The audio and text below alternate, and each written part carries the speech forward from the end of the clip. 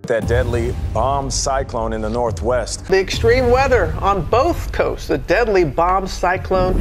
Bagyong Malabomba tumama sa US. Hagupit, ulan at niyebe. Walang nakaligtas sa galit ng kalikasan. Isang napakalakas na bomb cyclone ang tumama sa Pacific Northwest at Canada na nagdulot ng malawakang pinsala, pagkawala ng kuryente sa daan-daang libong tahanan at trahedya sa buhay ng ilan. Sa kasagsagan ng unos, dala nito ang mapanirang lakas ng hangin, matinding ulan at pagbaha na naglagay sa libu-libong tao sa peligro. Ano ang bomb cyclone? Bakit mas mapanganib at mas nakakatakot ito kesa sa ordinaryong bagyo? Yan ang ating aalamin.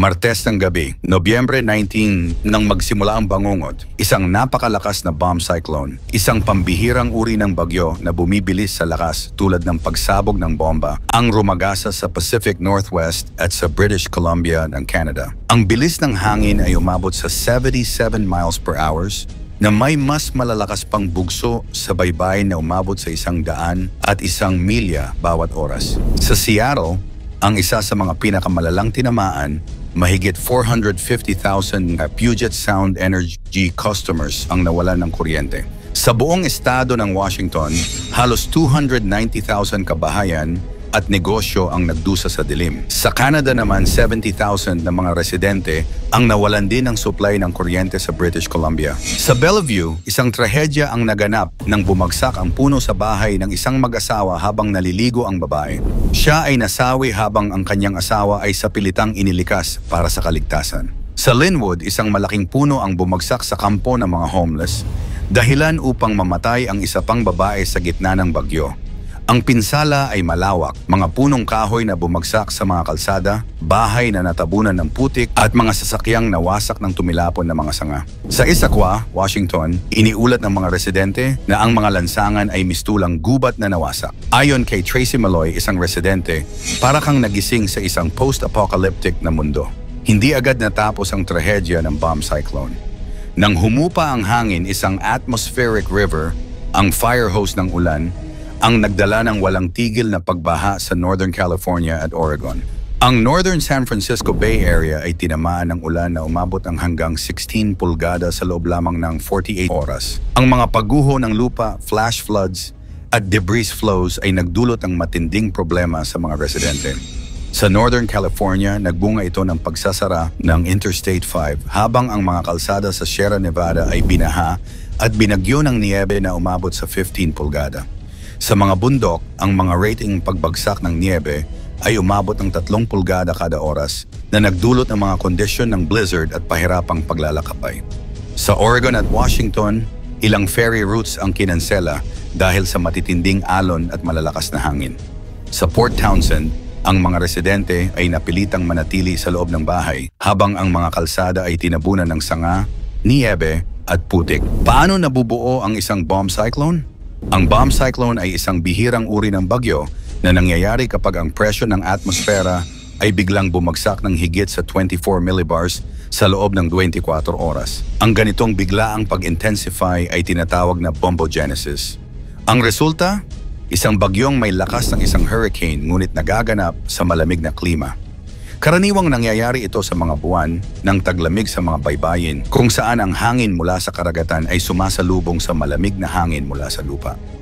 Ang matinding pagkakaiba sa temperatura ang nagdadala ng biglaang pagsabog ng enerhiya na nagiging sanhi ng malalakas na hangin, matinding ulan o malalaking alon. Ayon sa mga eksperto, ang lakas ng bomb cyclone na tumama noong Martes ay maituturing na isang once-in-a-decade storm, isang bagyong bihirang-bihira ngunit napakatindi ang epekto.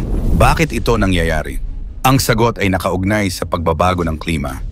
Habang umiinit ang mundo dahil sa global warming, mas maraming enerhiya ang napupunta sa mga bagyo na nagdudulot ng mas matitinding hangin, ulan at niyebe.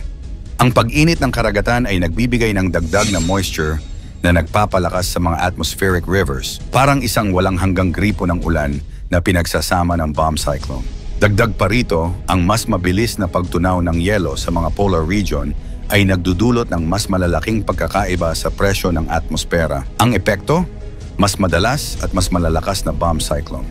Sa Bellevue, Washington, inilarawan ng residenteng si Rob Corcoran ang karanasan ng bumagsak ang isang napakalaking puno sa kanilang tahanan. Mistulang jet plane ang tunog ng bumagsak ito sa bubong. Nagdulot ito ng matinding pinsala sa kanilang bahay. Sa Seattle naman, isang tren ng Amtrak Company ang bumangga sa isang bumagsak na puno. Dahilan upang ito'y maging hindi operable at ma-stranded ang 47 pasahero. Samantala sa Northern California, particular sa Sierra Nevada, napilitang isara ang mga pangunahing highway dahil sa whiteout conditions dulot ng matinding blizzard. Ang mga insidente ay patunay na ang kalikasan ay walang pinipiling biktima, anumang lugar, anumang tao. Ang Estados Unidos na responsable sa mahigit 14% ng global carbon emissions noong 2022 ay isa sa mga pangunahing salarin ng global warming at pagbabago sa klima. Sa halos isang siglo ng walang habas na pagsusunog ng fossil fuels, carbon, langis at natural gas, nakapaglabas ang bansa ng tinatayang 416 milyong tonelada ng CO2 mula sa sektor ng kuryente lamang noong nakaraang taon.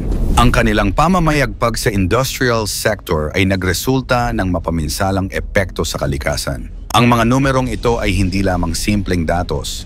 Ito ang sanhi ng mga matitinding sakuna tulad ng bomb cyclone na tila nagiging mas madalas at mas mapaminsala sa ating panahon.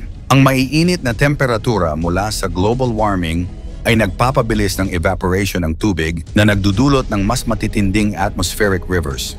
Ang mga ito ay nagbubunga ng delubyo sa lupa tulad ng malawakang pagbaha sa Northern California at Pacific Northwest. Ang epekto ay hindi lamang pisikal kundi economical. Ang Estados Unidos ay nalulugi ng bilyon-bilyong dolyar bawat taon sa mga sakuna dulot ng climate change, kabilang na ang bagyo, pagbaha at matitinding tagtuyot. Sa 2023 lamang, mahigit 165 bilyong dolyar ang nawala sa ekonomiya dahil sa climate-related disasters.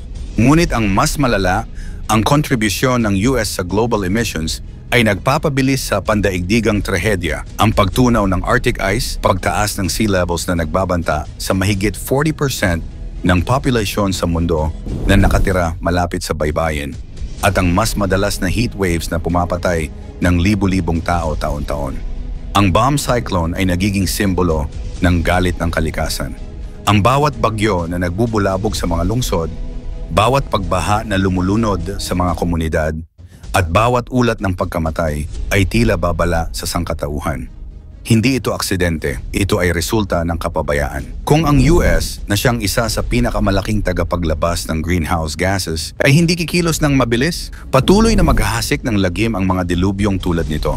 Ang bomb cyclone na ito ay hindi lamang isang simpleng bagyo, ito'y babala mula sa kalikasan. Ang pagbabago ng klima ay hindi na isang malayong banta. Nararamdaman na natin ang epekto nito ngayon.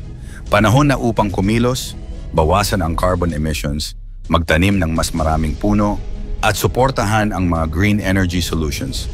Huwag nating hayaang maulit pa ang delubyo na ito. Hindi natin kayang labanan ang kalikasan, ngunit kaya nating bawasan ang galit nito.